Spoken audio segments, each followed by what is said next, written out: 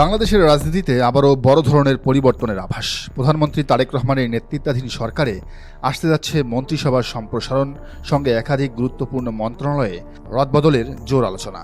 কিন্তু প্রশ্নটা শুধু 4 জন নতুন মন্ত্রীকে ঘিরে নয়। প্রশ্ন হচ্ছে, কেন এই মুহূর্তে মন্ত্রিসভায় এত বড় পরিবর্তনের প্রয়োজন পড়ল?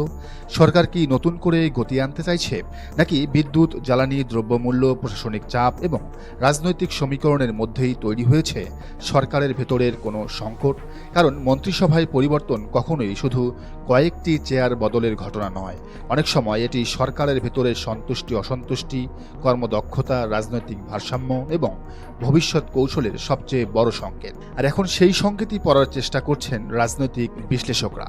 প্রাথমিকভাবে যে 4টি নাম সবচেয়ে বেশি আলোচনায় এসেছে তারা হলেন বিএনপির স্থায়ী কমিটির সদস্য ডক্টর আব্দুল মঈন খান, জাতীয় পার্টির চেয়ারম্যান ব্যারিস্টার আন্দালিব রহমান পার্থ, বান্দরবানের সংসদ সদস্য সাচিং প্রু জেরি এবং গাইবান্ধা 4 আসনের সংসদ সদস্য মোহাম্মদ শামীম কায়সার লিংকন। 4 জনের রাজনৈতিক পরিচয় 4 রকম। একজন বিএনপির অভিজ্ঞ ও জ্যেষ্ঠ নেতা, যার রাষ্ট্রপতি হওয়ার কথা ছিল, একজন জোট রাজনীতির গুরুত্বপূর্ণ মুখ, যিনি জামাত বিরোধী বক্তব্য দিয়ে বেশ আলোচনায় এসেছেন, আর একজন পার্বত্য অঞ্চলের প্রতিনিধিত্বকারী সংসদ সদস্য। অন্যজন হলেন অপেক্ষাকৃত নতুন প্রজন্মের রাজনৈতিক প্রতিনিধি। তাহলে কি এই 4 জনকে সামনে এনে সরকার একই সঙ্গে 4টি রাজনৈতিক বার্তা দিতে চাইছে? অভিজ্ঞতা, জোটের ভারসাম্য, আঞ্চলিক প্রতিনিধিত্ব এবং নতুন নেতৃত্ব, নাকি এর পেছনে আরও বড় কোনো রাজনৈতিক হিসাব রয়েছে? প্রাথমিক সূত্রে দাবি, সম্ভাব্য দায়িত্ব বন্টন প্রায় নির্ধারিত। গাইবান্ধা 4 আসনের সংসদ সদস্য মোহাম্মদ শামীম কায়সার লিংকন পেতে পারেন ধর্ম মন্ত্রণালয়ের দায়িত্ব। বান্দরবানের সংসদ সদস্য সাচিং প্রু জেরি পেতে পারেন পার্বত্য চট্টগ্রাম বিষয়ক মন্ত্রণালয়। জাতীয় পার্টির চেয়ারম্যান ব্যারিস্টার আন্দালিব রহমান আসতে পারেন স্বরাষ্ট্র প্রতিমন্ত্রী হিসেবে। আর বিএনপির স্থায়ী কমিটির সদস্য ডক্টর আব্দুল মঈন খানের হাতে যেতে পারে বিজ্ঞান ও প্রযুক্তি বিষয়ক মন্ত্রণালয়ের দায়িত্ব। যদি এই বন্টন শেষ পর্যন্ত কার্যকর হয়, তাহলে 4 জনকেই দেওয়া হচ্ছে অত্যন্ত গুরুত্বপূর্ণ দায়িত্ব। বিশেষ করে স্বরাষ্ট্র মন্ত্রণালয়ের প্রতিমন্ত্রীর দায়িত্ব কোনো সাধারণ রাজনৈতিক পদ নয়। দেশের আইনশৃঙ্খলা, নিরাপত্তা, অপরাধ দমন, পুলিশ প্রশাসন সবকিছুর সঙ্গে সরাসরি যুক্ত এই মন্ত্রণালয়। অন্যদিকে পার্বত্য চট্টগ্রাম বিষয়ক মন্ত্রণালয়ের সঙ্গে জড়িয়ে আছে পাহাড়ি অঞ্চলের নিরাপত্তা, উন্নয়ন ও রাজনৈতিক সংবেদনশীলতা। আর বিজ্ঞান ও প্রযুক্তি, এটি সরকারের ভবিষ্যৎ অর্থনীতি, ডিজিটাল রূপান্তর ও প্রযুক্তি নির্ভর উন্নয়নের সঙ্গে সরাসরি সম্পর্কিত। অর্থাৎ 4টি নামের সঙ্গে 4টি ভিন্ন কৌশলগত ক্ষেত্র।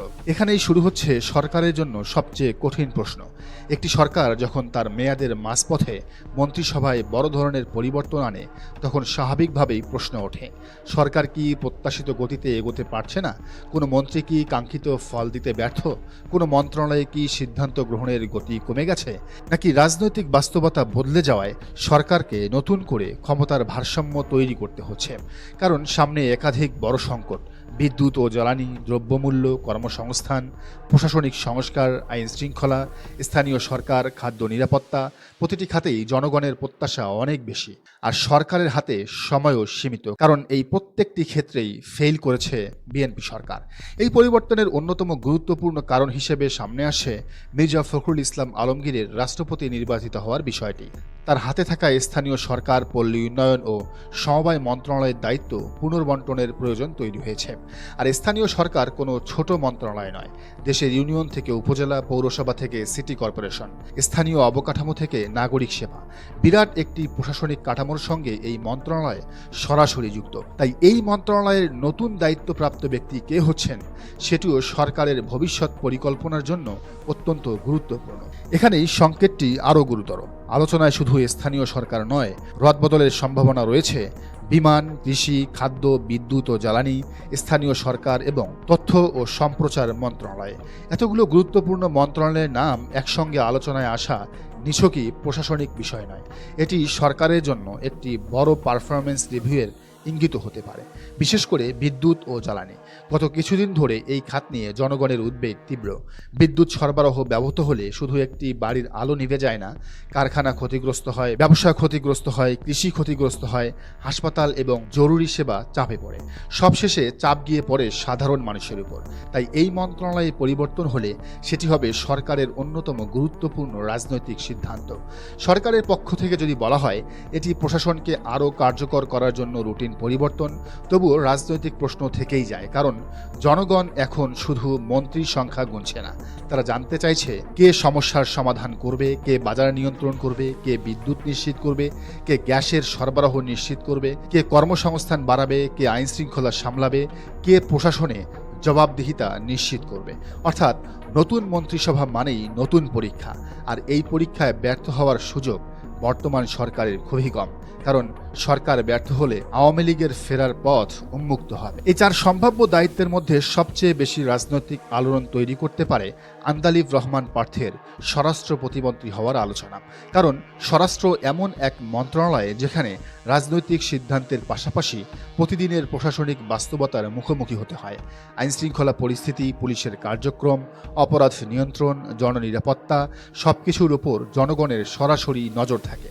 তাই পার্থ যদি সত্যি এই দায়িত্ব পান, তাহলে এটি শুধু একটি মন্ত্রী পদ নয়, সরকারের আইনশৃঙ্খলা নীতিতেও একটি নতুন অধ্যায়ের সূচনা হতে পারে। তবে এখানেই সবচেয়ে বড় সন্দেহ, কারণ পার্থ শেখ হাসিনা পরিবারের অন্যতম সদস্য। ফলে তাকে যদি স্বরাষ্ট্র প্রতিমন্ত্রী বানানো হয়, তবে আওয়ামী লীগ ফেরানোর নতুন পরিকল্পনার পালে হাওয়া লাগতে পারে। অন্যদিকে সাচিং প্রু জেডিকে পার্বত্য চট্টগ্রাম বিষয়ক মন্ত্রণালয়ে দায়িত্ব দেওয়ার আলোচনাও তাৎপর্যপূর্ণ। এর আগে এই মন্ত্রণালয়ে যিনি মন্ত্রী ছিলেন তিনি পদত্যাগ করেছিলেন। পার্বত্য অঞ্চল বাংলাদেশের রাজনীতির অত্যন্ত সংবেদনশীল একটি অংশ। উন্নয়ন, জাতিগত সম্প্রীতি, নিরাপত্তা, ভূমি সংক্রান্ত বিরোধ সব মিলিয়ে এই মন্ত্রণালয়ের দায়িত্ব অত্যন্ত জটিল।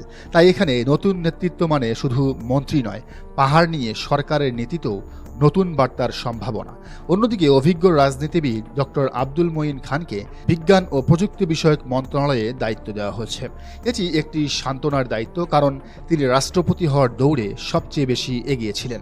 4 নতুন মুখের সম্ভাব্য আগমন, একাধিক গুরুত্বপূর্ণ মন্ত্রণালয়ে রদবদলে আলোচনা, রাষ্ট্রপতি পদে মির্জা ফখরুলের নতুন দায়িত্ব, স্থানীয় সরকারের মতো বিশাল মন্ত্রণালয়ে নতুন নেতৃত্বের প্রয়োজন। সব মিলিয়ে প্রধানমন্ত্রী তারেক রহমানের সরকারের সামনে তৈরি হয়েছে একটি গুরুত্বপূর্ণ সন্ধিক্ষণ।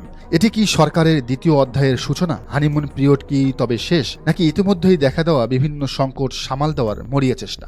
তার উত্তর দেবে সময়। কিন্তু একটি বিষয় পরিষ্কার, এখন আর জনগণ শুধু মন্ত্রিসভায় কে এলেন কে গেলেন সেটি দেখতে চায় না। তারা দেখতে চায় ফলাফল। বিদ্যুৎ চাই, জ্বালানি চাই, নিরাপদ বাজার চাই, কর্মসংস্থান চাই, আইন শৃঙ্খলা চাই, আর সর্বোপরি জবাবদিহিতা চাই।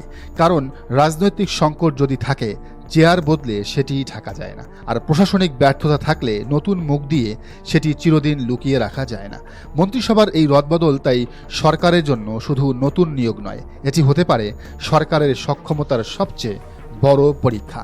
চেয়ার বদলেছে কিনা সেটা ইতিহাস মনে রাখবে না, ইতিহাস মনে রাখবে সেই চেয়ারে বসে জনগণের জন্য কি করা হয়েছিল।